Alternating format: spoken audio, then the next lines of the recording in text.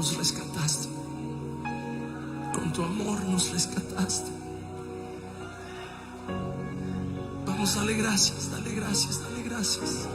No te canses de darle gracias. No te canses de darle gracias. Tu amor me rescató. Tu amor me limpió. Tu amor me dio vida eterna, Señor. Por eso cantamos. Por eso cantamos.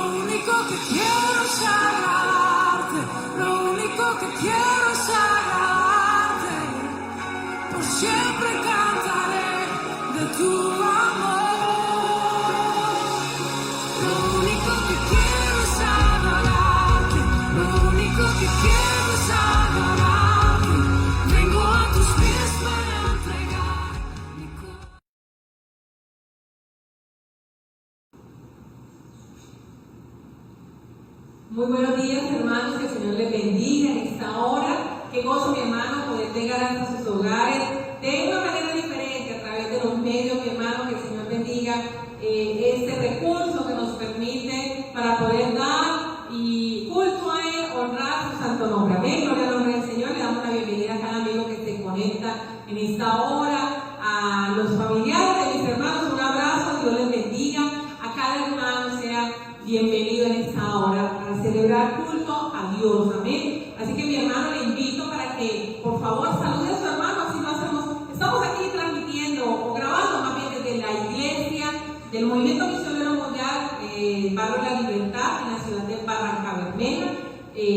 Así que mi hermano, tenemos la costumbre en la iglesia de saludar. Ahora cambió un poco el saludo porque nos saludamos a través del chat. Que le invito a mi hermano para que salude a cada hermano que usted puede ver conectado, decirle hermano, Dios le bendiga, bienvenido a este culto al Señor, amén. Mientras usted va saludando a mi hermano, a su hermano, yo le invito para que tome la Biblia en el Salmo capítulo 93, amén. También puede compartir mi hermano este culto o hacer videos en grupo con su familia, sus amigos, sus familiares. En Facebook, amén, y compartir este link. Gloria a Dios. Salmos capítulo 93. Voy a leer bajo la bendición del Padre, del Hijo y del Espíritu Santo. Amén. La majestad de Jehová. Jehová reina, se vistió de magnificencia. Jehová se vistió, se ciñó de poder. Afirmó también el mundo y no se moverá. Firme es tu trono desde entonces y tú eres eternamente. Alzaron los ríos, oh Jehová, los ríos alzaron su sonido, alzaron los ríos sus ondas. Jehová en las alturas es más poderoso, ¿usted lo cree, mi hermano? Que el estruendo de las muchas aguas, más que las recias ondas del mar. Tus testimonios son muy firmes, la santidad conviene a tu casa, oh Jehová, por los siglos y para siempre. Amén. Gloria a Dios. Jehová en las alturas es más poderoso. Él vive para siempre, mi hermano. Se puede dar un aplauso al Señor allá desde su casa, donde se encuentre, mi hermano. Gloria a Dios. A los amigos que están trabajando en esta hora y están escuchando este culto, le invitamos para que se conecten y se unan con nosotros. Vamos a orar y presentar este culto a Dios en esta hora y presentar nuestras vidas. Padre, te damos gracias en esta hora, Señor, porque tú nos permites, Dios, venir, Dios, unirnos como familia, como iglesia, como pueblo tuyo, Rey, para adorarte, bendecir. Queremos adorarte en esta hora, mi amado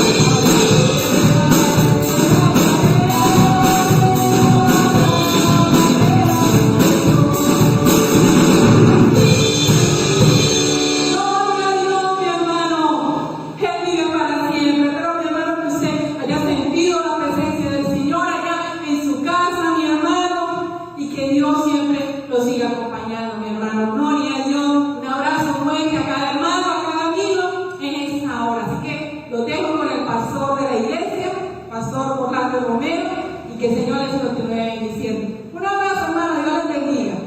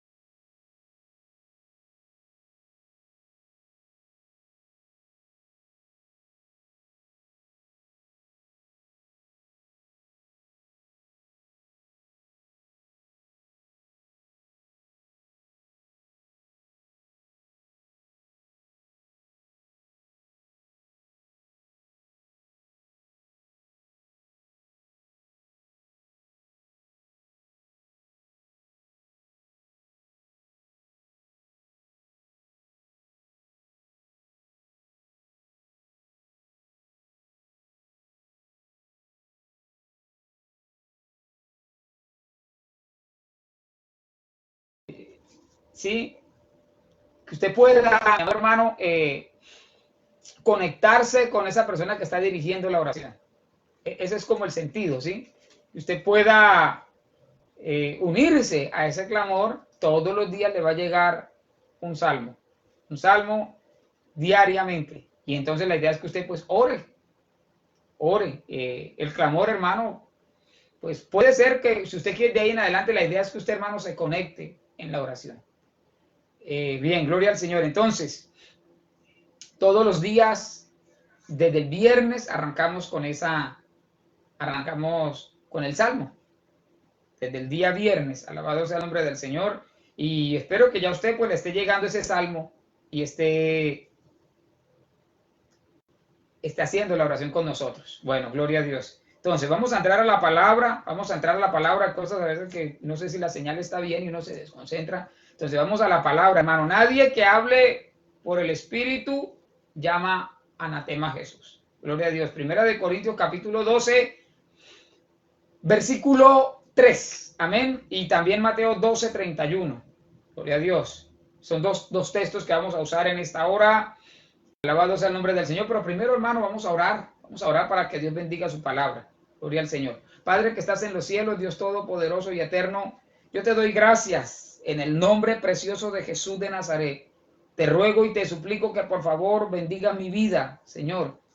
Te doy toda la gloria, toda la honra, todo el reconocimiento, Dios mío, y te suplico que por favor uses mi vida, Señor, para que tu pueblo y aquellos que oyen tu palabra sean edificados, Señor. En el nombre de Jesús de Nazaret, yo dependo total y absolutamente de ti, Señor. Por favor, Señor, por favor, permita, Señor amado, que nada intervenga, que nada estorbe, Señor, en la predicación de tu palabra. Dios mío, en el nombre de Jesús te lo pedimos dándote gracias. Amén, Señor, y amén.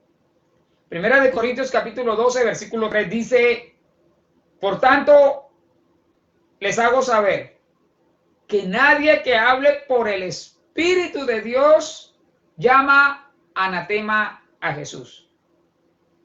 Y nadie puede llamar a Jesús Señor sino por el Espíritu Santo. Amén. Alabado sea el nombre del Señor. También voy a leer Mateo capítulo 12, versículo 31. Mateo 12, versículo 31 dice: por lo tanto les digo, está hablando Cristo, todo pecado y blasfemia será perdonado a los hombres, mas la blasfemia contra el Espíritu no le será perdonada. Bueno, gloria a Dios. Déjeme decirle, hermano, que hace algún tiempo dimos una enseñanza acerca de este texto, ¿verdad?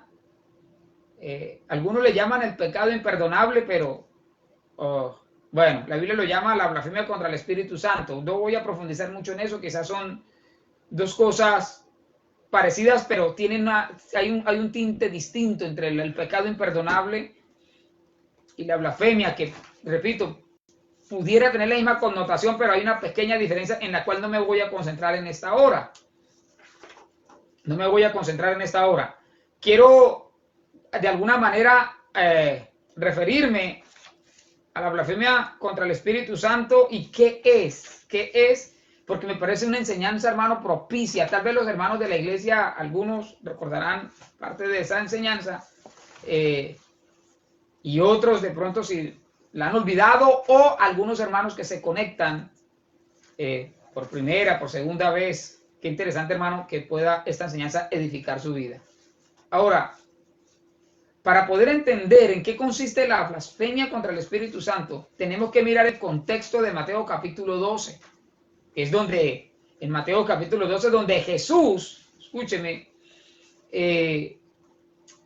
habla con los fariseos, y es a ellos a quienes él les dice, porque hay un principio en la exégesis bíblica, en la hermenéutica, mejor dicho, en la interpretación de un texto bíblico. Cuando usted quiere interpretar correctamente un texto bíblico,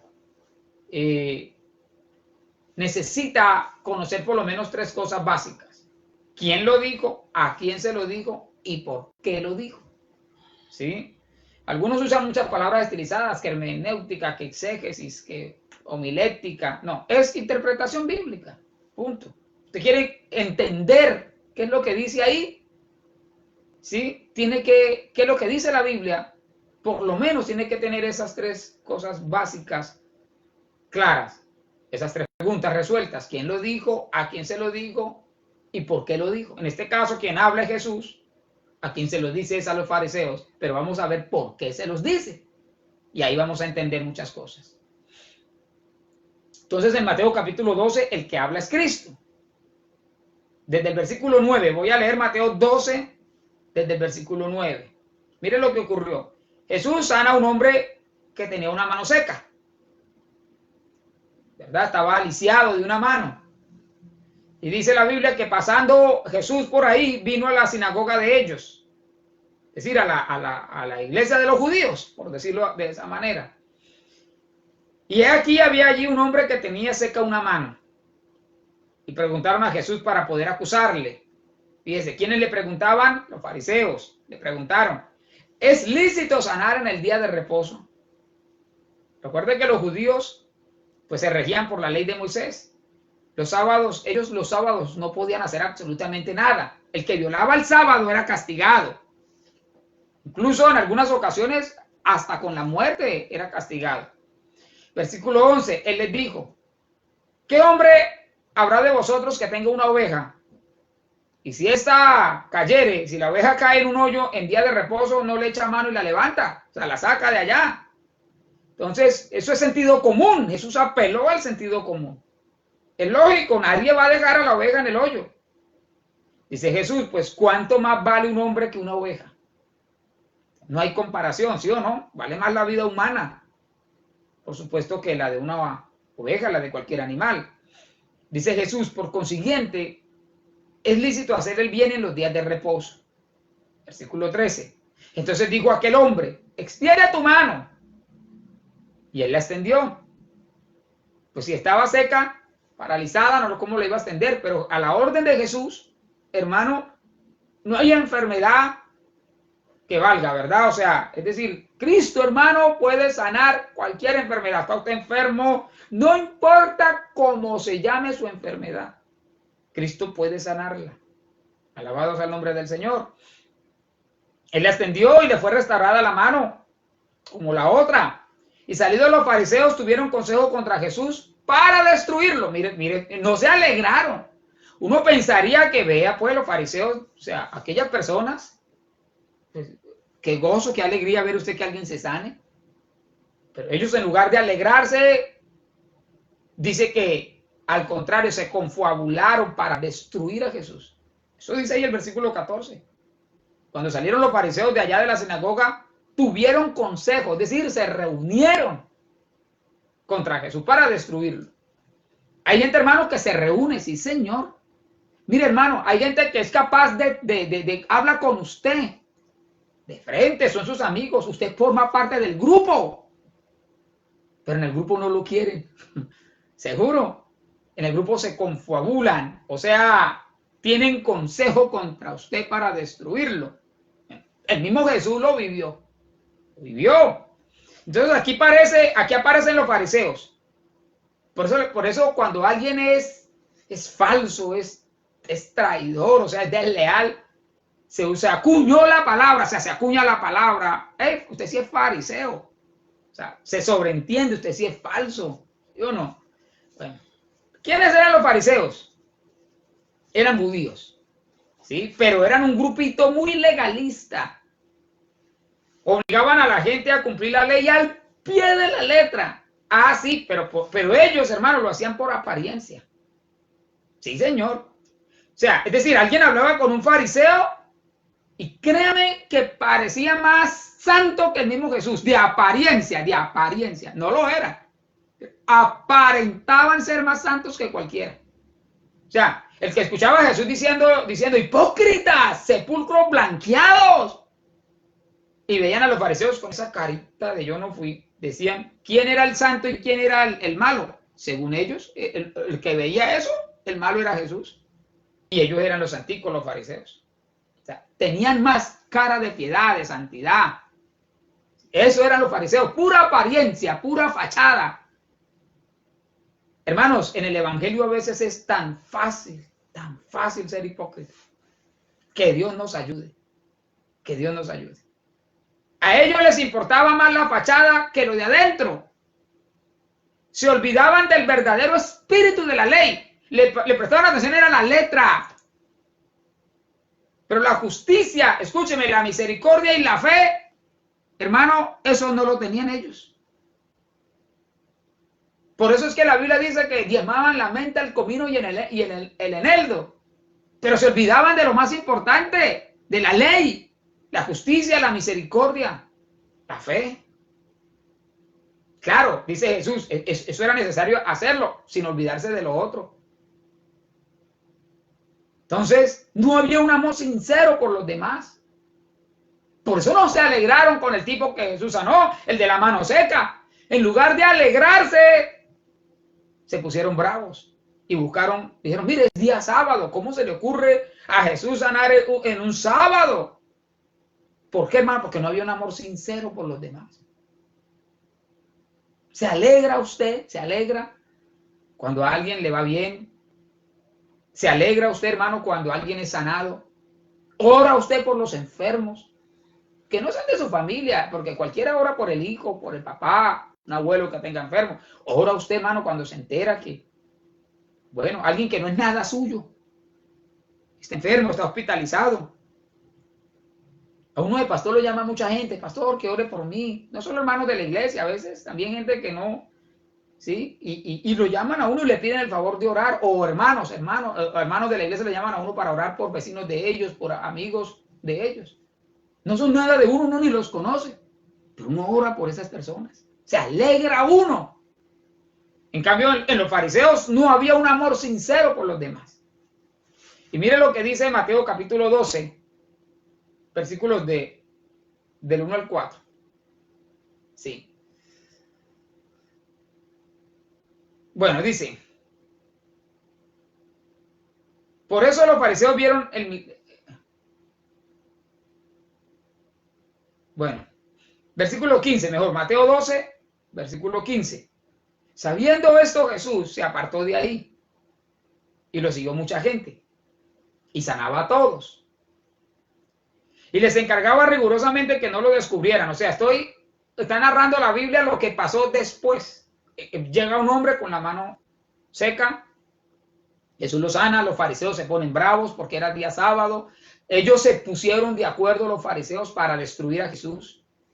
Dice la Biblia que entonces Jesús se apartó de ahí, de ese lugar, pero mucha gente se fue detrás de él y él sanaba a todas esas personas. Dice el versículo 15. Entonces, él les decía, versículo 16, Jesús les decía, les encargaba rigurosamente a esas personas que no lo descubrieran. O sea, que no dijeran que él lo sanaba, quién era él. Versículo 17, ¿para qué? Para que se cumpliera lo dicho por el profeta Isaías cuando dijo, he aquí mi siervo a quien he escogido, mi amado en quien se agrada mi alma, pondré mi espíritu sobre él. Entonces, aquí surge una pregunta. ¿por qué Jesús le decía a la gente rigurosamente? O sea, les insistía, venga, no digan quién soy yo. ¿Por qué? Bueno, porque todavía no era el momento, escúcheme, de ir a la cruz. Ahora, pero se tenía que cumplir la profecía. Mi amado, en quien se agrada mi alma, pondré mi espíritu sobre él. Entonces surgió otra pregunta. ¿Dentro de quién estaba el Espíritu Santo? Si la profecía para que se cumpliera, o sea, he aquí mi siervo, como lo dijo Isaías, a quien yo he escogido, mi amado, en quien se agrada mi alma, pondré mi espíritu sobre él, o sea, sobre Cristo. ¿En quién estaba el Espíritu Santo? En Cristo. Estaba dentro de Cristo. Escuché bien esto. Aquí hay algo muy importante, muy importante. Hay tres cosas que debemos entender, tres sucesos que tenemos que tener claro todos los cristianos, ¿verdad? En el plan de salvación, ¿sí? Número uno, el plan de salvación nació en el corazón de Dios. Efesios 1:4, ahí lo dice. Dice, según nos escogió en él. O sea, el Padre nos escogió antes de la fundación del mundo para que fuéramos santos y sin mancha delante de él. Dice, en amor, habiéndonos predestinado. O sea, trazó un destino para nosotros. Habiéndonos predestinado para ser adoptados hijos suyos por medio de Jesucristo, según el puro afecto de su voluntad. ¿En quién nació el plan de salvación? En Dios el Padre. En Dios. Ok, entonces, número uno, el plan, quien planeó nuestra salvación es Dios el Padre. Número dos, el plan de salvación fue ejecutado por el Hijo. ¿Sí? ¿Quién ejecutó el plan de salvación? Cristo, el Hijo de Dios. Padre lo planea, el Hijo lo ejecuta, ¿verdad? ¿Cómo lo ejecutó? Muriendo en la cruz del Calvario. ¿Sí? Bueno, segunda cosa. Número uno, el Padre planea, el Hijo ejecuta. Número dos, número tres. Bueno, ahora, ¿sí? ¿Dónde queda el Espíritu Santo? Número tres, ¿dónde queda el Espíritu Santo? ¿Qué tiene que ver el Espíritu Santo con nuestra redención, con nuestra salvación? Pues resulta que el Espíritu Santo es el que ilumina el entendimiento. El Espíritu Santo es el que lo convence a usted y a mí de pecado. O fue el que nos convenció de pecado. Usted está mirando esta transmisión, usted le ha entregado su vida a Jesucristo, usted quiere vivir en santidad porque el Espíritu Santo pone el querer como el hacer. El Espíritu Santo fue el que nos convenció que éramos pecadores. Cuando una persona, hermano, está revolcándose en el pecado, cuando es un borracho, un idólatra, un adúltero, un ladrón, un mentiroso, bueno, un pecador, hermano, alguien que se revuelca en el pecado. El único que lo puede convencer de un cambio de mentalidad en cuanto al pecado es el Espíritu Santo, nadie más. Nadie más. El Espíritu Santo, escúcheme, ilumina el entendimiento y convence de pecado. Esa es la labor del Espíritu Santo, abrirnos el entendimiento a las cosas de Dios. Amén. Entonces, es el Espíritu Santo el que nos convence que nosotros necesitamos un Salvador. Pues, mire, de hecho, hermanos, seamos sinceros. Nosotros evangelizamos, amén, amén, gloria a Dios por eso. O sea, compartimos el evangelio. Pero ni usted ni yo convencemos a nadie de que es un pecador. Eso tiene que quedar claro. O sea, yo en este momento estoy predicando la palabra. Usted me está oyendo. Pero vamos a ser sinceros.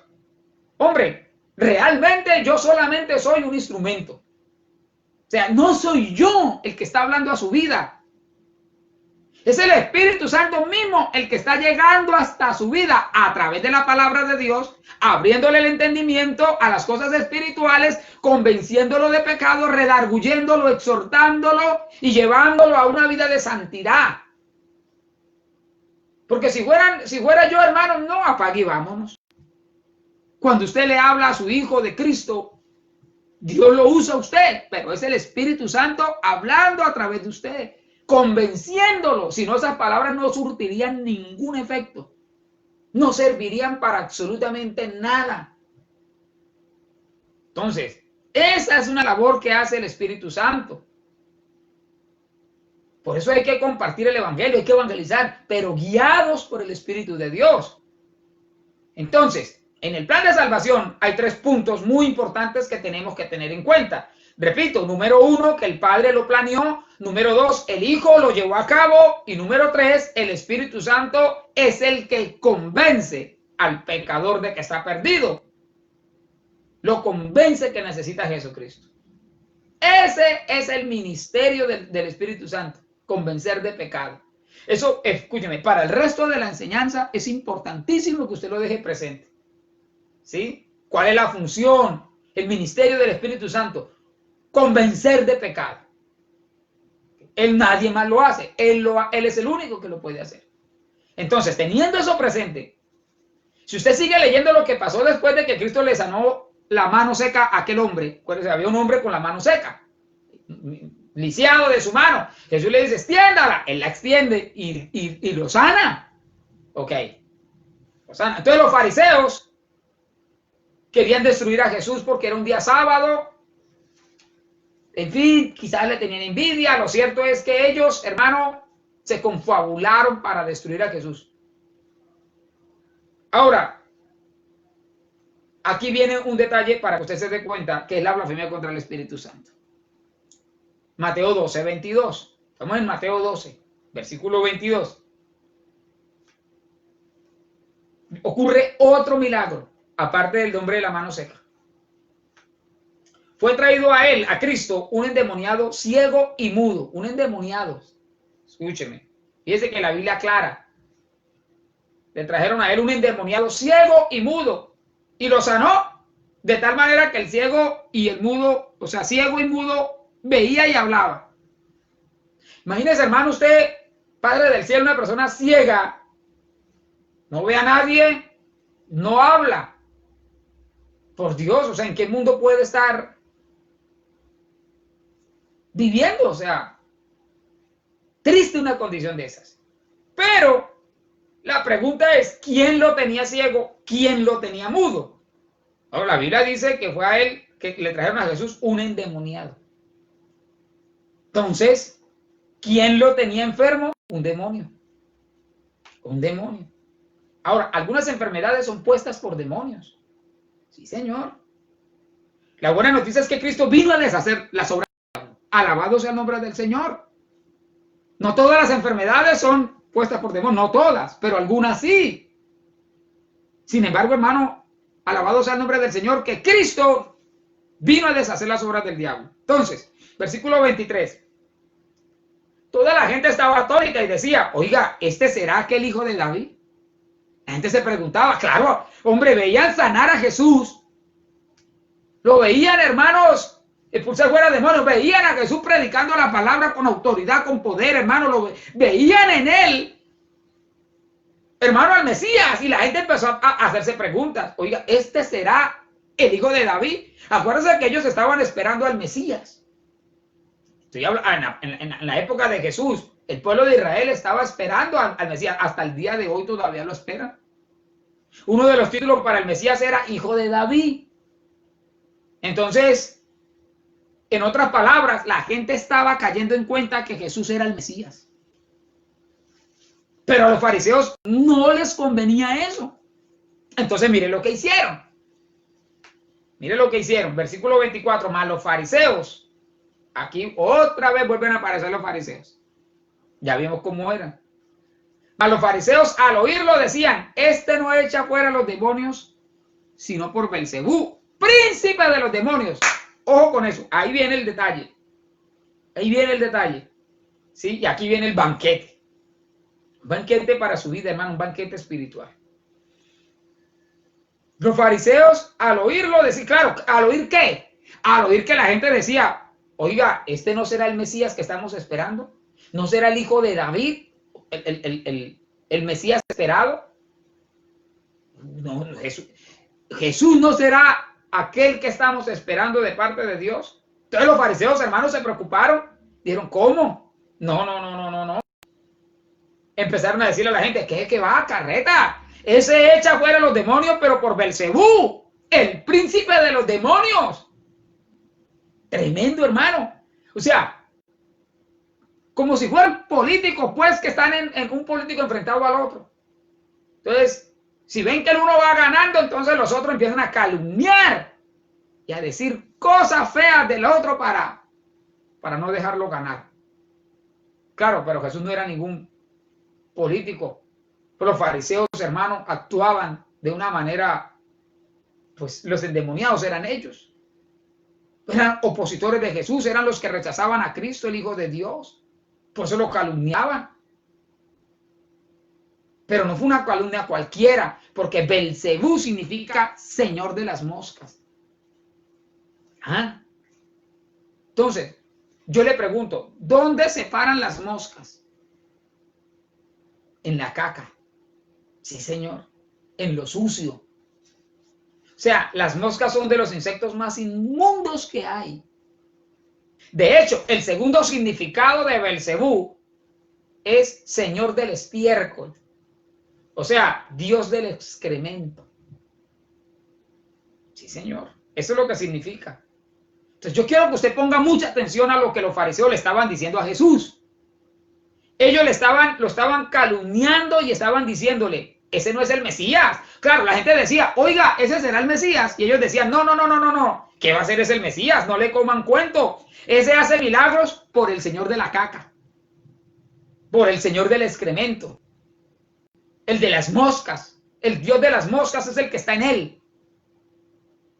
Por eso es que él echa fuera a los demonios.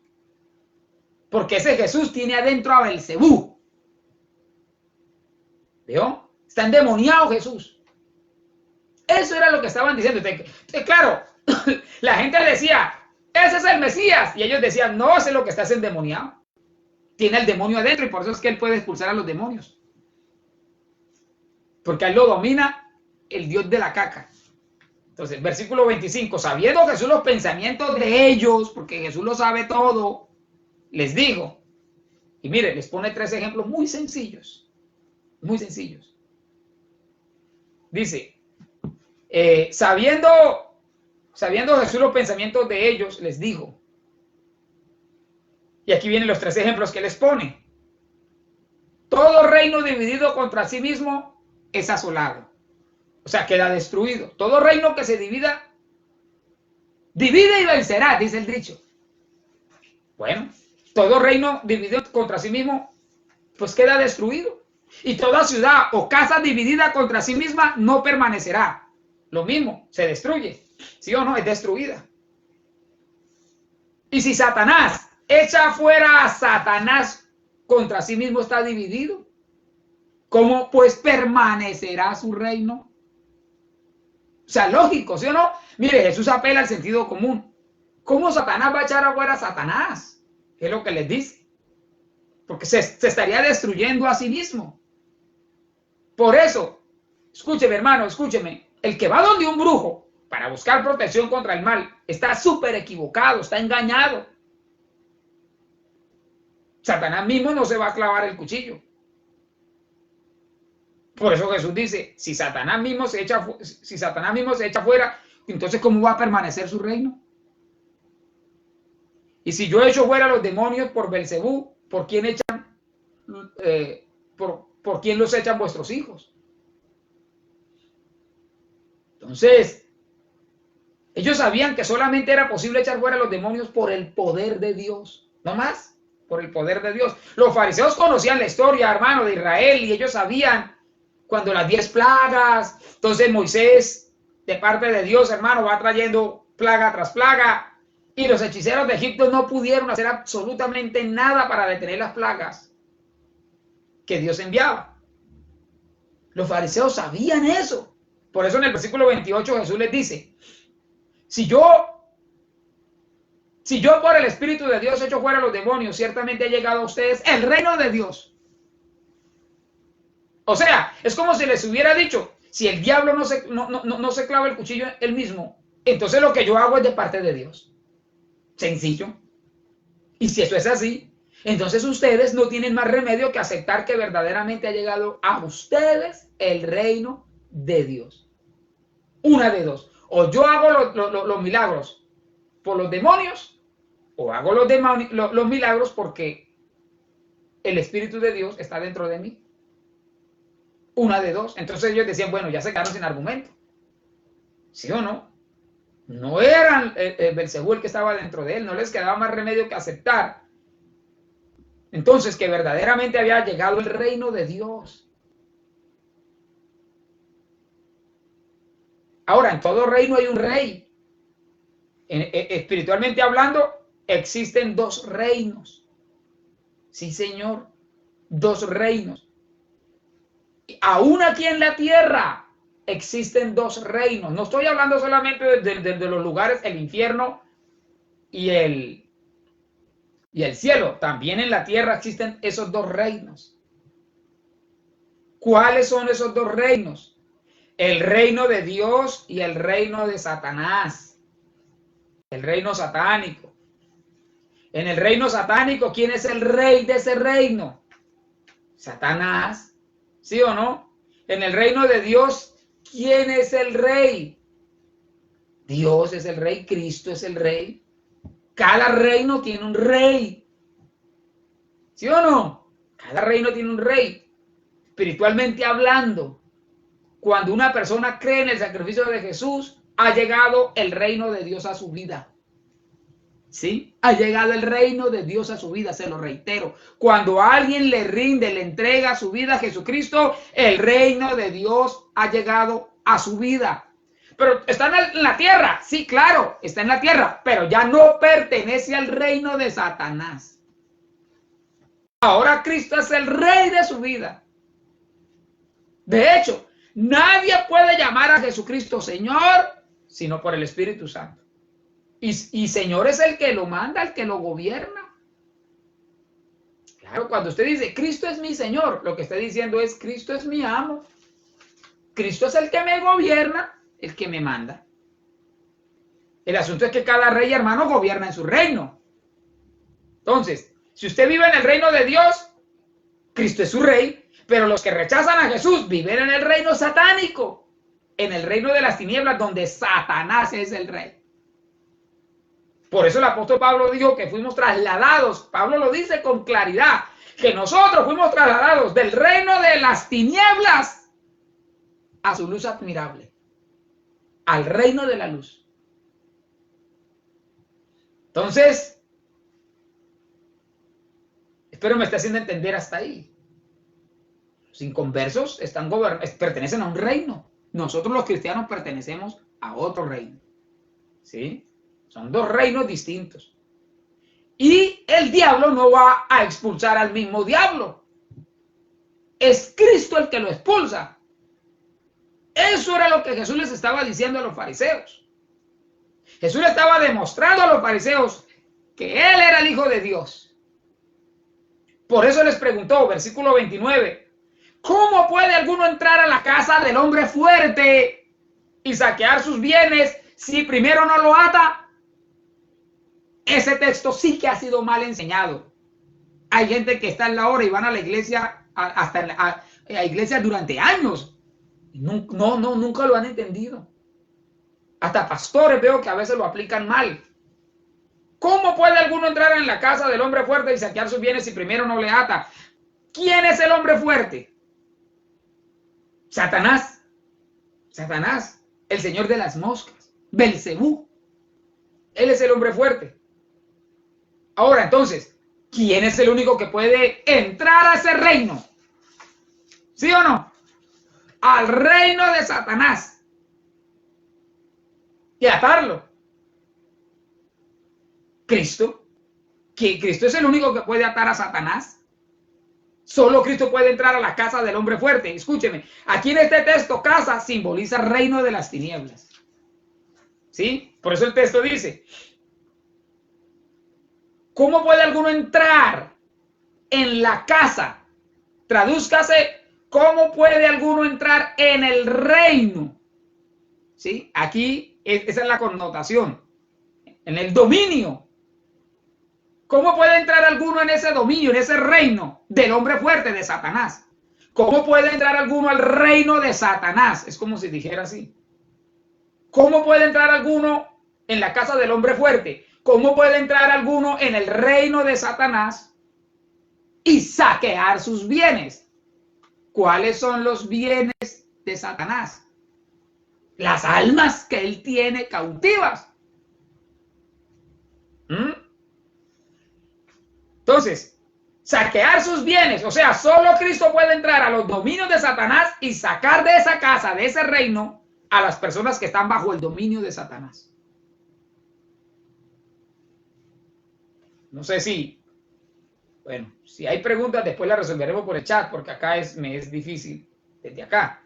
Pero en este caso Jesús, escúcheme, es el único que puede entrar a ese reino, al reino de Satanás, y arrebatarle las almas que él tiene cautivas, ¿verdad?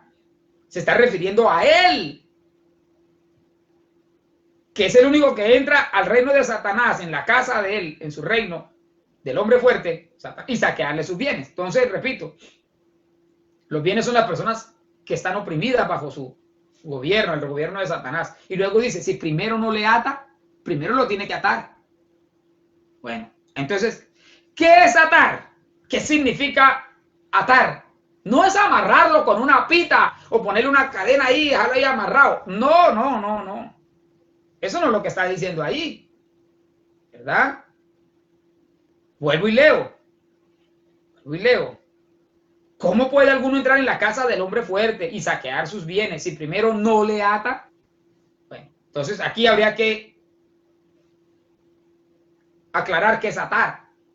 Atar significa sujetar, también significa dominar. Entonces está claro, ¿sí? Jesús es el único que puede sujetar o dominar a Satanás, ¿verdad? ¿Para qué? Para arrebatarle a las almas que él tiene cautivas. Ahora, nadie puede liberar a nadie de la opresión de un demonio si no es un hijo de Dios, a quien Jesús le dio la autoridad para echar fuera demonios. Porque usted dirá, pastor, pero entonces yo voy, y entonces yo porque si voy y oro por los endemoniados y son libres. Ah, porque es que usted no lo hace usted, lo está haciendo el Señor a través de usted. ¿Ven que sí? No es uno, ¿sí o no? Siempre será Cristo el Señor, siempre será Dios el que entra, Cristo el que entra al reino del hombre fuerte y rescata las almas. O sea, no es uno. Que Dios lo use a uno es distinto, pero lo hace es el Señor a través de uno, ¿entienden? Entonces, el sacrificio de Jesús hizo posible que estos milagros siguieran a los que creen. En su nombre dice, echarán fuera demonios. Ahora, surge una pregunta. ¿Cómo ató Cristo a Satanás? ¿Cómo cree usted que lo ató? O sea, que lo dominó. ¿Cómo? Muriendo en la cruz por nuestros pecados. Ahí quedó, dominado. Así ve, la Biblia utiliza la palabra atado. ¿Ya? Pero una traducción es dominado. ¿Cómo lo dominó? ¿Cómo le ganó? Muriendo por nuestros pecados en la cruz del Calvario. El sacrificio de Cristo en la cruz ató a Satanás. Lo dominó. La Biblia dice que Cristo le quitó el imperio de la muerte al que tenía el imperio de la muerte. Cuando Cristo dijo en la cruz del Calvario, consumado es, y muere en la cruz, en ese momento Satanás quedó atado. Porque ya no somos esclavos del pecado. Satanás ya no se puede enseñorear de nosotros. Fíjese que de ninguna manera Jesús está enseñando en estos textos que nosotros los humanos podemos atar a Satanás. No, eso no es lo que dice ahí. Y alguien dirá, pastor, ¿y entonces por qué en Mateo dice que todo lo que atemos en la tierra será atado en los cielos? Bueno, eso ya yo lo he explicado en otras enseñanzas, sino que es que a veces profundizo mucho y hay hermanos que dicen, ay, repitió la enseñanza. No, porque usted no se concentra. ¿Sí? Entonces, si se concentra, se da cuenta que no. Pero es bueno a veces profundizar en cada punto En este caso no voy a profundizar entonces qué es lo que significa ahí en Mateo cuando dice que atemos, que todo lo que atemos en la tierra será atado en los cielos. No, solamente voy a decirle, hermano, escúcheme, ya lo he explicado antes. Si usted lee bien el contexto de ese pasaje, está hablando de disciplinar a la persona que dice que es cristiana, ¿sí? Que dice que es cristiana, pero vive en pecado. Entonces, si usted lee el contexto, eso es lo que está diciendo ahí. Dice, a ver, que si algún hermano peca, entonces que usted lo llame, estando con él solito, los dos, solos, y lo reprenda. Dice que si lo oye, bueno, usted se ganó a su hermano, pero que si no lo oye, llame a 2 o 3 testigos. Si quiere leer el pasaje y verá que eso es lo que dice ahí. Ahí no está hablando de atar al diablo. Es que es más, en ese texto, donde dice que todo lo que atemos en la tierra, ni siquiera menciona al diablo. Que todo lo que atemos en la tierra será atado en los cielos.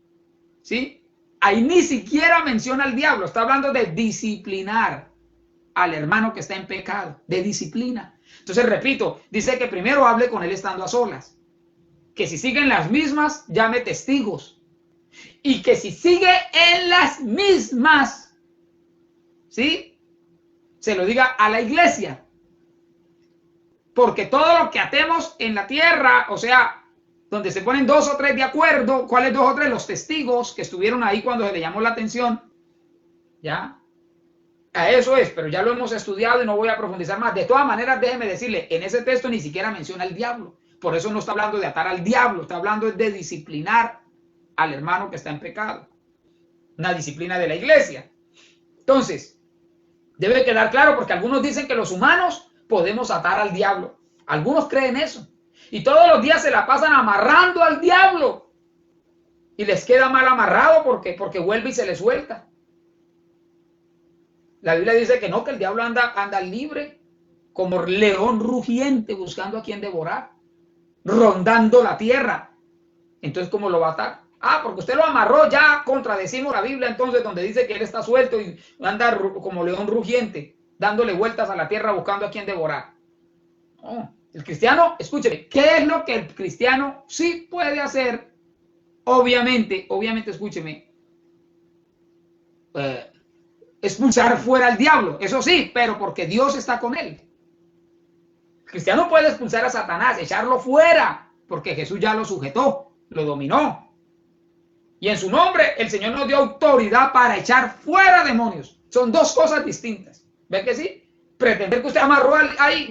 Entonces, más de uno dice, alto espíritu de borrachera. O sea, piensan que hay un demonio de borracho y que él queda ahí amarrado, encadenado. Y como usted ya lo ató, entonces ya no van a haber más borrachos.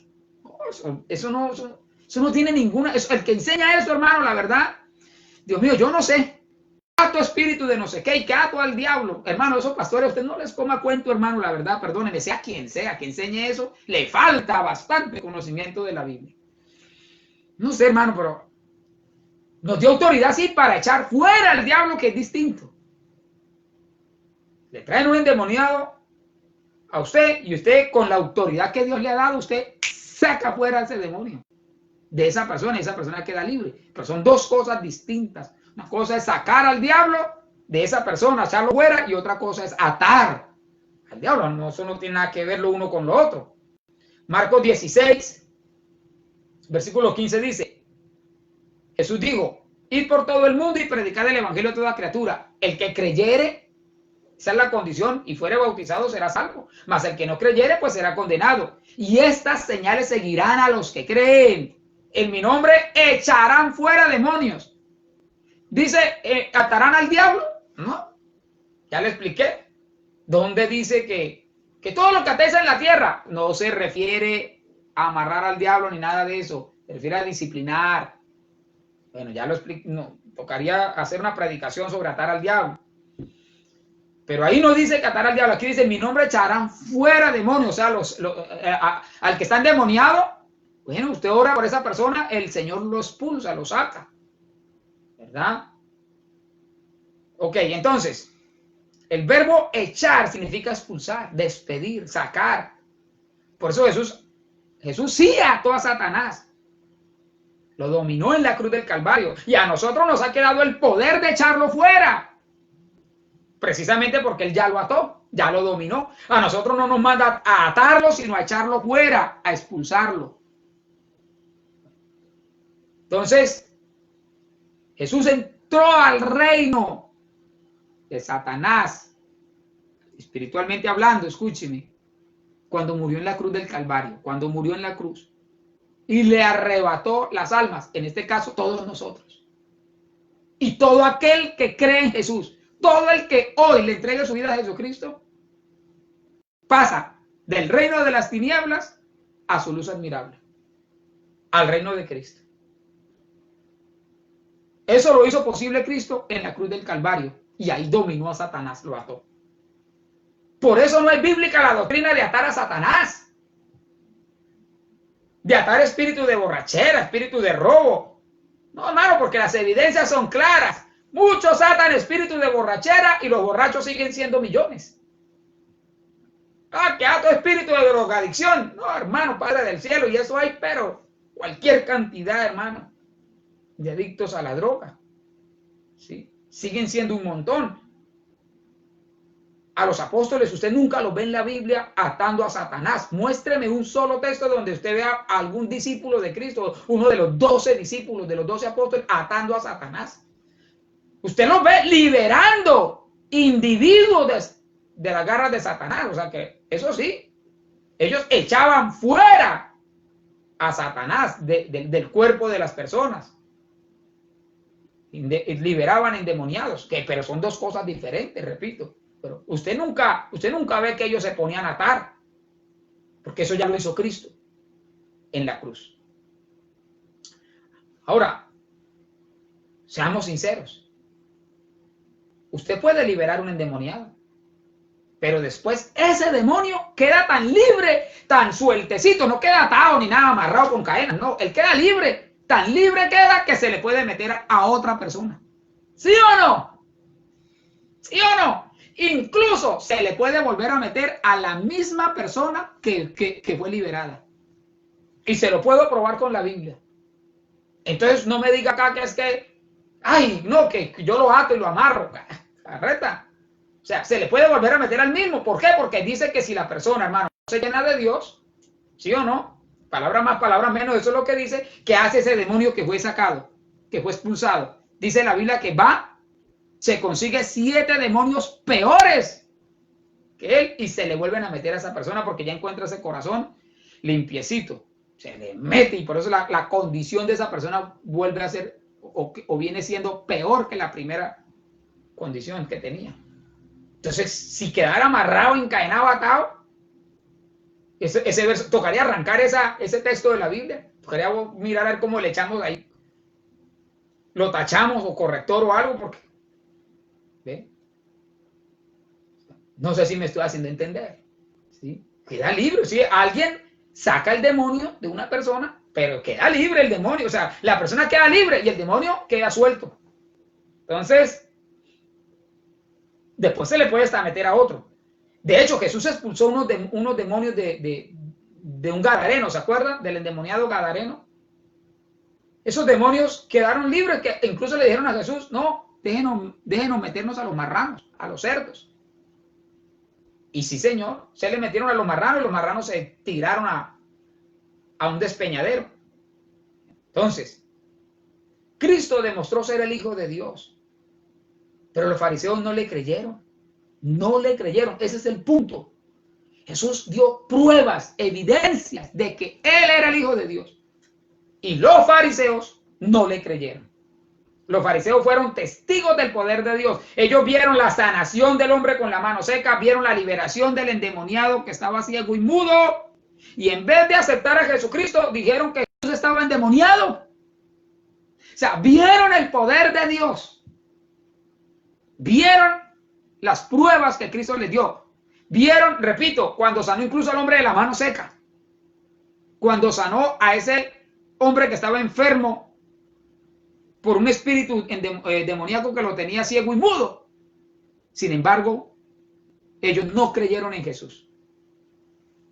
Y Jesús les hace ver con ejemplos Muy sencillitos los ejemplos, que no era por Belcebú, el príncipe de las moscas, que él echaba fuera a los demonios, sino que lo hacía por el Espíritu de Dios, por el Espíritu Santo. Ese es el punto. Él les dejó claro que él echaba fuera a los demonios por el Espíritu de Dios, y que si eso era así, entonces el reino de Dios había llegado a ellos. Y ellos, en lugar de darse cuenta y de aceptarlo, hermano, rechazaron a Cristo, no lo aceptaron. Ahí es cuando aparece el famoso versículo 30, ¿verdad? Mateo 12, estoy leyendo Mateo 12, versículo 30. El que no es conmigo, contra mí es. Y el que conmigo no recoge, desparrama. ¿Qué significa eso? Que la guerra entre Jesús y Belcebú es una guerra, hermano, tan fuerte que no admite neutralidad. No, aquí no hay neutros. No, señor. O estamos con Jesús o estamos con Satanás. Aquí no hay voto en blanco. Para que me entienda. ¿Sí? No, señor. Usted, hermano, o pertenece al reino de las tinieblas o pertenece al reino de Jesucristo, al reino de Dios. No hay voto en blanco, repito. Al Señor no le gustan los tibios. Hay personas que son neutrales. O sea, son ni de aquí ni de allá. Pero eso para Dios no es válido. ¿Qué eran los fariseos de Jesús? Enemigos acérrimos. Eran enemigos.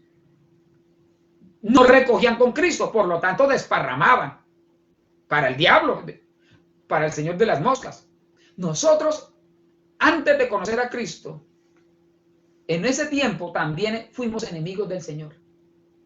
Y el Señor nos rescató del reino de las tinieblas.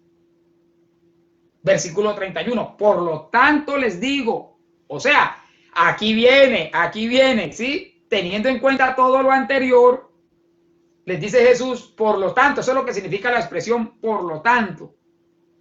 Jesús les dice, mire, teniendo en cuenta todo lo que ya les he dicho, por lo tanto, en vista de su incredulidad, en vista de que ustedes me acusan de que yo echo los demonios por el señor de la caca, por Belcebú, por tanto, como ustedes no creen que por el poder del Espíritu de Dios es que yo echo fuera los demonios, les digo, todo pecado y blasfemia será perdonado a los hombres, pero la blasfemia contra el Espíritu no les será perdonada. Ahí está el famoso texto. Todo pecado y blasfemia. ¿Qué es todo pecado? Pues todo es todo. Todo lo peor que usted se pueda imaginar y que ofende a Dios. Todo pecado, por terrible que sea, no importa lo que usted haya hecho, Cristo está diciendo que es perdonado. Si usted se arrepiente, claro, si decide creer en el Señor, es la única condición. Y todo pecado y hasta toda blasfemia será perdonada a los hombres. Dice ahí, estoy leyendo Mateo 12, versículo 31. Todo pecado y toda blasfemia será perdonado a los hombres. No importa lo que usted haya hecho. No importa lo grande de su pecado. Jesucristo le perdona si usted se arrepiente. Pero lo aterrador es lo que sigue. Lo que sigue dice, pero la blasfemia contra el Espíritu, o sea, el Espíritu Santo, no le será perdonada. Ese pecado, sino el pecado imperdonable. ¿Sí o no? Yo quiero aclarar, ¿qué es blasfemia?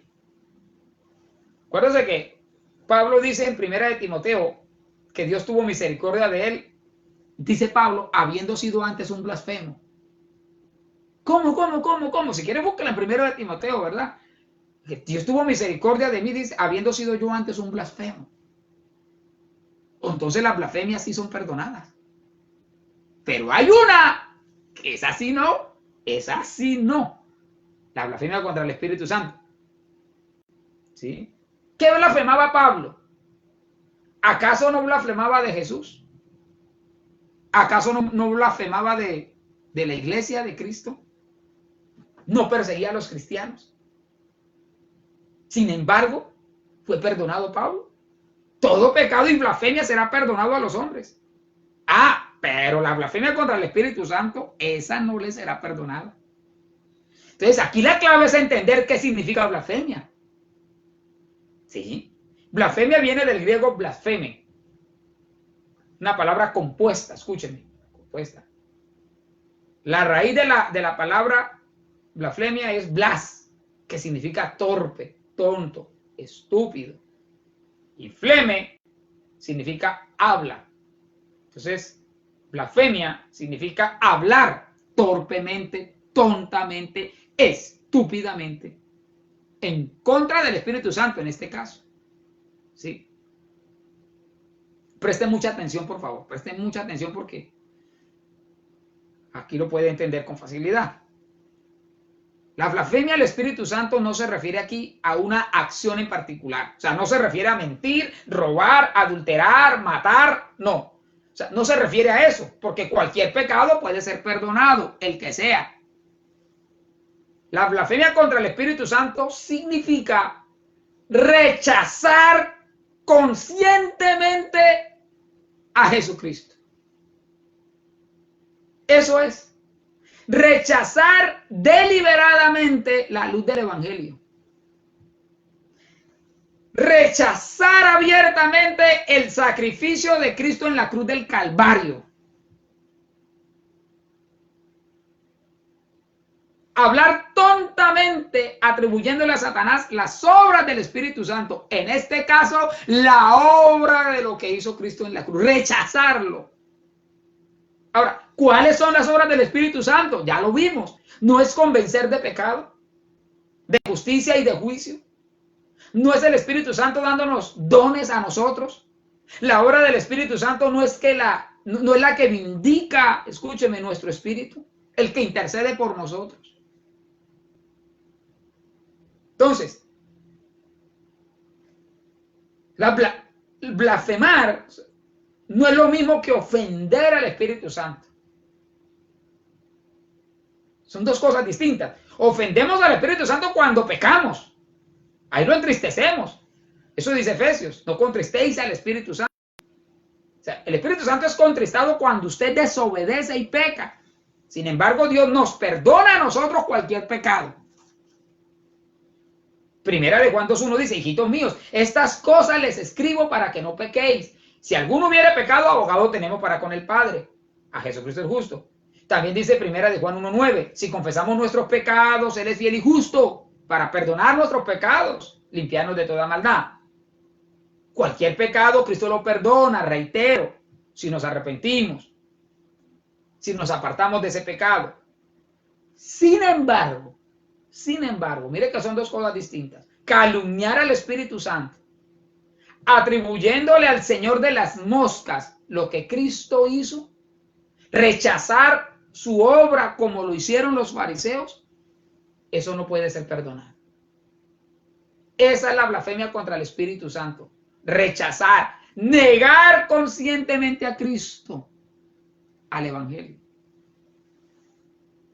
¿Sí? Y atribuirle al demonio los méritos del Espíritu Santo.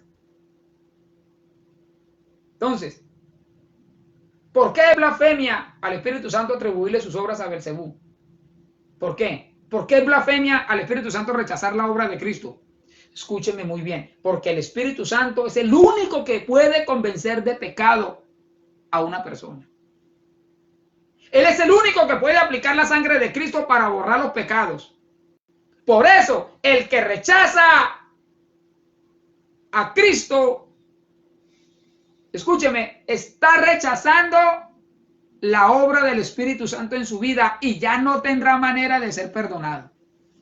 Si usted rechaza la obra del Espíritu Santo en su vida, o sea, que es el que lo puede convencer de pecado, ¿quién más va a reemplazar lo que el Espíritu Santo puede hacer en usted? ¿Quién más?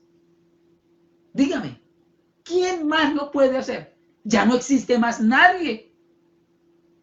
Por lo tanto, ese es el pecado imperdonable, porque no existe nada que pueda acercarlo a usted a Dios ya después de eso. El que blasfema contra el Espíritu Santo está rechazando conscientemente a Dios, está rechazando conscientemente su salvación. Ahí ya, ¿qué más? ¿Qué más habrá por hacer? No sé si me hago entender, hermano, si me hice entender en toda esta enseñanza. ¿Sí? Porque aquí surge una pregunta entonces. ¿Alguien que haya nacido de nuevo puede blasfemar contra el Espíritu Santo? O sea, ¿puede un hijo de Dios blasfemar contra el Espíritu Santo? ¿Qué cree usted? ¿Cuál sería la respuesta? ¿Que sí o que no? No, claro que no. No puede. ¿Por qué? Porque no lo rechazó. Al contrario, lo aceptó, creyó. Ese cristiano permitió que el Espíritu Santo lo convenciera de pecado. No rechazó a Jesucristo ni su evangelio. No le atribuyó ni le atribuye a Satanás las obras del Espíritu Santo. Por lo tanto, un hijo de Dios, hermano, alguien que haya nacido de nuevo, que tenga la nueva naturaleza de Dios, es imposible que blasfeme contra el Espíritu Santo. Pero hay más de un cristiano que no estudia la Biblia y andan asustados, creyendo que están perdidos porque según ellos blasfemaron contra el Espíritu Santo. Porque pecaron o porque pensaron que quién sabe qué cosa. Pero fíjense que los que blasfemaron fueron los fariseos, no los discípulos de Jesús. ¿Por qué? Porque fueron los fariseos los que rechazaron a Cristo conscientemente. Ellos fueron los que le atribuyeron a Belcebú las obras del Espíritu Santo. Lo que hicieron los fariseos, hermano, hoy en día lo hacen los que no han nacido de nuevo. Solamente los que no han nacido de nuevo son los únicos que podrían rechazar voluntariamente la obra del Espíritu Santo en ellos. ¿Ya? Son los únicos. Si alguien muere en sus delitos y pecados, blasfemó contra el Espíritu Santo. Es decir, rechazó todos los días de su vida mientras vivió en esta tierra. Todos los días rechazó voluntariamente la obra del Espíritu Santo en él. Es decir, nunca le quiso creer, nunca quiso permitir que el Espíritu Santo lo convenciera de pecado. A ver, le dije a un amigo, hermano, no entendía, yo le dije, hermano, hasta ahí me alcanza.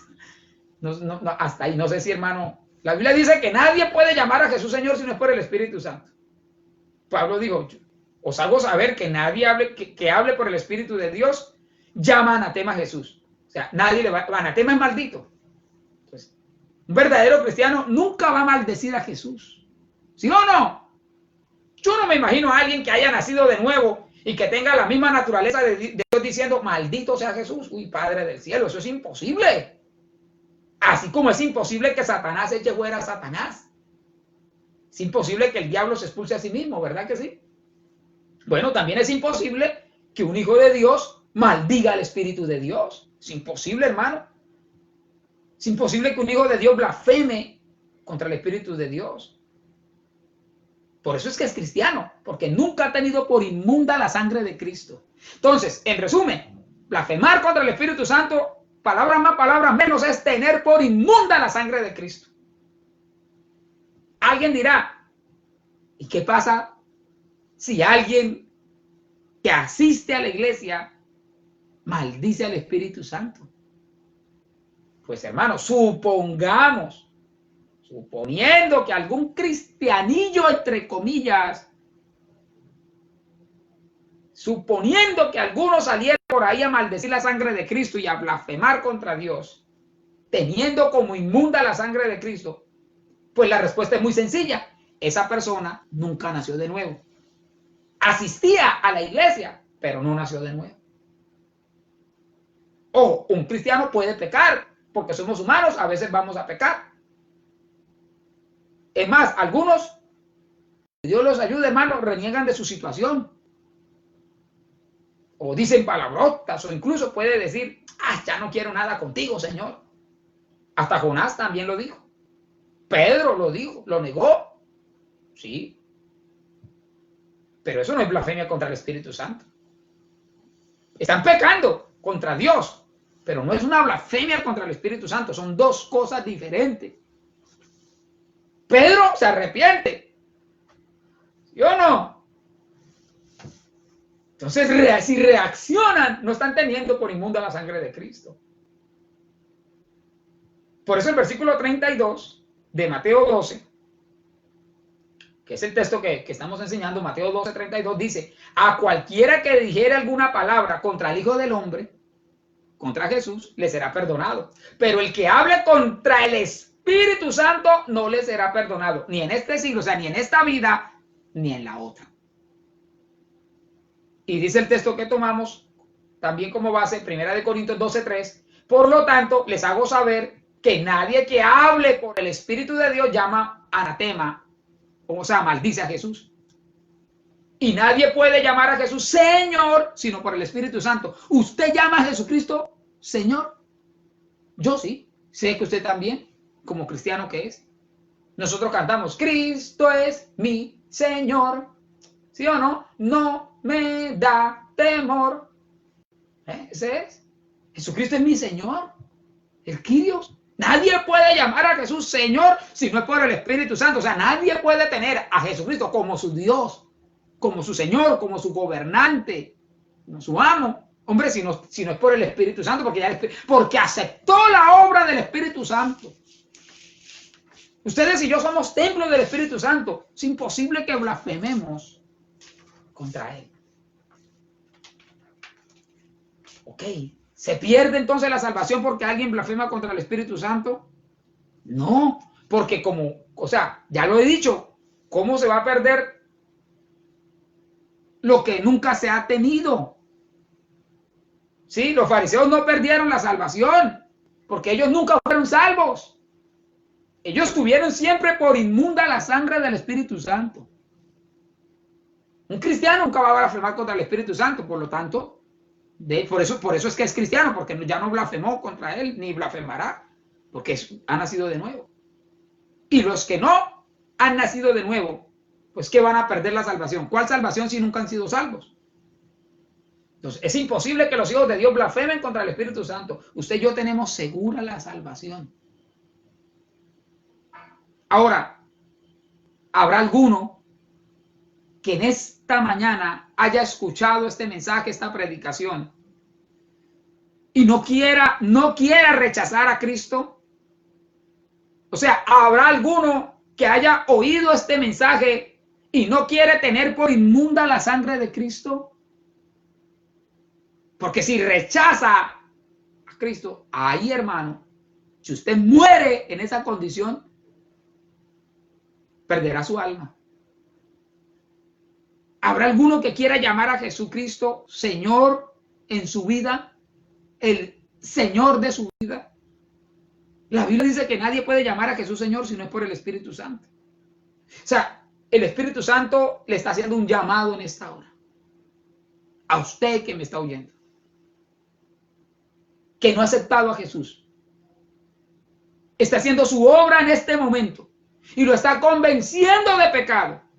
Lo está convenciendo de que usted necesita a Jesucristo como Salvador de su alma. ¿Quiere recibir el Espíritu Santo? ¿Quiere aceptar a Cristo como Señor y Salvador de su vida? Si es así, yo voy a orar por usted. ¿Sí? Haga esta oración conmigo con todo su corazón. Alabado sea el nombre del Señor. Pídale al Espíritu Santo de Dios que habite dentro de usted, que lo ayude a serle fiel a Cristo todos los días de su vida. ¿Quiere usted orar? ¿Quiere arrepentirse de sus pecados? Cierre sus ojos, incline su rostro de donde está y pídale perdón al Señor. Pídale perdón. Padre que estás en los cielos, Dios todopoderoso y eterno, en esta mañana te doy gracias. Dígale, amigo, en esta hora que me oye, te doy gracias porque tú, Señor, has hablado a mi vida. Te acepto, te recibo como mi Señor y mi Salvador. Padre, en el nombre de Jesús de Nazaret, te pido perdón por todos mis pecados, por todas mis maldades. Me arrepiento, Señor. Hoy he entendido que si te rechazo, ese es el pecado imperdonable. Rechazarte a ti, Señor. Padre, en el nombre de Jesús, te recibo como mi Señor y Salvador de mi alma y de mi vida. Te acepto, Señor Jesucristo, como Señor de mi vida. Espíritu Santo de Dios, gracias por hablarme. Gracias por redarguirme. Gracias, Espíritu de Dios, por poner el querer como el hacer. No rechazo tu obra en mi vida. Te recibo hoy como mi Salvador. Padre, gracias por haber enviado a Jesús a morir en la cruz del Calvario por mis pecados. Señor, yo quiero vivir para ti. No quiero tener por inmunda la sangre de Cristo. Yo quiero que al morir, al partir de esta tierra, vaya a vivir eternamente contigo, Señor, a las moradas celestiales que tú has preparado para mí, Señor. Padre, gracias, gracias. Señor Jesús, gracias por haber muerto en la cruz del Calvario. Espíritu Santo de Dios, gracias por enseñarme. Gracias. Oh Dios, en el nombre de Jesús, en el nombre de Jesús. Amén, Señor. Y amén. Gloria a Dios. Alabado sea el nombre del Señor. Nos gozamos, hermanos. Gloria a Dios. Quiero decirle a los hermanos de la iglesia y a todos los amigos que nos están oyendo que ahorita al terminar vamos a ver una película. ¿Amén? O sea, para niños. La película de los niños se llama El Hijo Pródigo. Bueno, gloria a Dios. El Hijo Pródigo. Saludar rápidamente a los hermanos que se han conectado. Eugenia Rubiano. Está Sonia Jiménez. Bueno, gloria a Dios le bendiga, hermanita Sonia. Alabado sea el nombre del Señor. Indira Porras. Indira, Dios le bendiga. Olga Lucía Donato. Carlos Arias. Gloria Esther Castrillo. Dineis. Está ahí en sintonía. Manuel Arroyo, gloria a Dios, Enrique Navarro, Marbeli Valenzuela. Bueno, hermano, quiero, no sé, pues hay otra pareja de matrimonio en la iglesia que también sufrió de COVID-19 y el Señor los sanó. Pues no le he preguntado a los hermanos si puedo contar el testimonio de quiénes son, entonces por eso no les digo, solamente les puedo decir, hay una pareja de hermanos que también, hermano, a ambos les dio COVID y el Señor los sanó, Amén. Entonces, qué bendición, hermano. Miguel Arroyo, bueno, Enrique Navarro, Marbeli Valenzuela, Lenis Gómez, que Dios le bendiga, Nelly Vergara, Ignacio Herrera, Evangelina Rodríguez, Diana Marcela Flores, Dios le bendiga, Reinaldo Rúa, siervo, me alegra saludarlo, hermano. Saludes también a su esposa, Pedro Luis Jaraba, Edilza Monsalve, Ana Esther Díaz, Ana Rosa Rodríguez, Dios le bendiga, Marcela Echeverry. Bueno, ella pide orar por la mami de ella, por la hermana de Mira, está enfermita. Está María Vega. Bueno, o sea, yo le digo Dolores. ¿Cómo es? Lola. María Vega, David Tolosa. Bueno, gloria a Dios. Y hay unas peticiones aquí, hermano, para orar por la hermana Delmira y orar por un hermano que se llama Antonio Morales. Está en la UCI por COVID. Bueno, ya el Señor hizo la obra, repito, incluso en otro. Ya hay varios hermanos. En la iglesia se han infectado algunos hermanos. Pero el Señor los ha sanado. Qué bendición. A todos los que se han infectado, hermano, el Señor los ha sanado. Que Dios nos libre y nos guarde a todos, ¿verdad? Todos los sábados, ahí en la pantalla está saliendo a las 4 de la tarde, hay escuela dominical, quiere decir escuela, o sea, clases para los niños de escuela dominical, ¿verdad? Nosotros le decimos escuela dominical, es las clases para los niños de la iglesia por Zoom, ¿sí? Todos los sábados a las 4 se está dando las clases para ellos. Repito, al terminar la enseñanza, habrá una película, ¿amén? El Hijo Pródigo para los niños. Vamos a orar, hermano, acá, gloria a Dios, por sanidad, la hermana Delmira, el hermano Antonio Morales, ¿no? Y todo aquel que esté enfermo, hermano, y que crea en esta hora a la palabra, voy a orar por sanidad. Amén, gloria a Dios. Padre que estás en los cielos, Dios Todopoderoso y Eterno, en esta mañana yo te doy gracias, te alabamos. Hermano, usted que está allá, gloria a Dios, alabe a Dios, alabe a Dios, alabe a Dios. Démosle gloria, démosle alabanza al Señor, aleluya. Puede usted orar, precisamente lo decíamos, los fariseos no se alegraron con la sanidad que hubo en el hombre de la mano seca, ni en aquel que fue liberado y que tenía espíritu mudo, alabado sea el nombre del Señor, ciego, el Señor lo sanó, lo liberó, sanó. Nosotros sí nos alegramos cada vez que hay sanidades. Dios, presentamos la vida de Antonio Morales, está en esa UCI. Como también, Señor, presentamos la vida de Miriam, Señor, en el nombre de también está en UCI, ambos por COVID-19. Oh Dios maravilloso, Dios todopoderoso, presentamos la vida de nuestra hermana Delmira que está enferma, Dios mío, en el nombre de Jesús y de todos aquellos hermanos que se encuentran enfermos, Dios. Padre, en el nombre de Jesús, en el nombre de Jesús. Hay poder en Jesús, aleluya. Hay poder en su nombre. Alabado sea el nombre del Señor, Dios mío. Clamamos, Padre, clamamos, Dios mío, en el nombre de Jesús de Nazaret.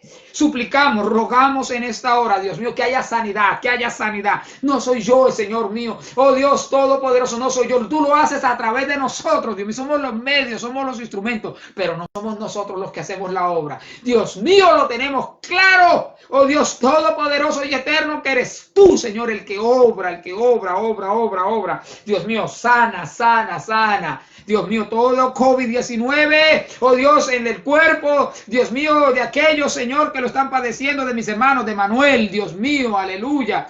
Oh, gloria a Dios, de Miriam, Padre, en el nombre de Jesús de Nazaret, que sean sanos en el nombre de Jesús, en el nombre de Jesús. Padre, te doy gracias, te doy gloria, te doy honra. Sana, Dios mío, mi hermana Delmira, te lo suplicamos, te lo rogamos en esta mañana. Oh Dios todopoderoso y eterno, como iglesia te lo pedimos en esta hora. Dios mío, por favor, trae bendición a estas vidas. Señor, bendícelo, Dios mío, por un milagro de sanidad en esta hora. Te lo rogamos, Padre, en el nombre de Jesús, en el nombre de Jesús de Nazaret. Dios mío, como a cada uno de mis hermanos, Dios, bendice, Padre, bendice la vida de Eugenia, de Sonia, de Indira, oh gloria a Dios, de Olga Lucía, de Carlos, de Gloria, Señor, de Claudia, de Diney, de Manuel, Padre, en el nombre de Jesús. De Enrique, de Marbeli, de Lenny, de Nelly, Padre, cada hermano de la iglesia, en el nombre de Jesús, bendice a Evangelina, Ignacio, a Diana, oh gloria a Dios, a Marcela, en el nombre de Jesús, a Reinaldo, a Pedro Luis, oh gloria a Dios, a la hermana Edilza, oh gloria a Dios, a Ana Rosa, a Ana Esther, a Marcela Echeverría, a María Vega, a Vitolosa, a todos los que se hayan conectado, aún a todos aquellos, Señor, aleluya, la lista tú la conoces, cada uno de ellos, Dios amado, todo aquel, Padre, oh gloria a Dios, que tú has rescatado y que nos has dado el privilegio de congregarnos, Dios mío, como hermanos, y aún a los amigos que han visto, Señor, esta transmisión, Padre, en el nombre de Jesús, oh Dios, haya bendición sobre nuestras vidas, te lo rogamos, te lo suplicamos en esta hora, en el nombre de Jesús, amén, Señor, y amén, aleluya, gloria a Dios. Dios les bendiga, mis amados hermanos. Invitarles, con la ayuda del Señor, a las 6 de la tarde tendremos la enseñanza de la tarde, una enseñanza distinta, gloria a Dios, alabado sea el nombre del Señor. Esta tarde, si Dios lo permite, hermano, vamos a estar hablando de, vamos a predicar, gloria a Dios, acerca del corazón divino, amén, gloria al Señor, es decir, las características del corazón divino. ¿Cómo es el corazón de Dios? Así se llama el tema, características del corazón divino. Vamos a mirar cómo es el corazón de Dios, qué nos muestra la Biblia, qué nos revela la Biblia acerca del corazón de Dios. Les invito entonces, si Dios lo permite, esta tarde a las 6 de la tarde con esta enseñanza. Invite amigos, invite vecinos, familiares, hermano. Es un tema, hermano, preciso para que podamos ganar almas. Invíteles, amigos, y de paso vamos a conocer mucho más a Dios. ¿Cómo es el corazón de Dios? Corazón, ¿cómo? Amén, según la Biblia. Invítelos, amigos, repito, sus contactos que usted tenga en su Facebook, en fin, sus amigos de Facebook. Invíteles y compártanles el link, compártanles la página para que escuchen la palabra de Dios. Un abrazo para todos, Dios me les bendiga, hermano, me gozo de haber podido llegar hasta sus hogares con la palabra del Señor, amén. Dios les bendiga, les amo en el Señor a todos, amén, a todos, hermanos, los extraño y sé que pronto con la ayuda del Señor estaremos congregados en la iglesia nuevamente. Dios les bendiga.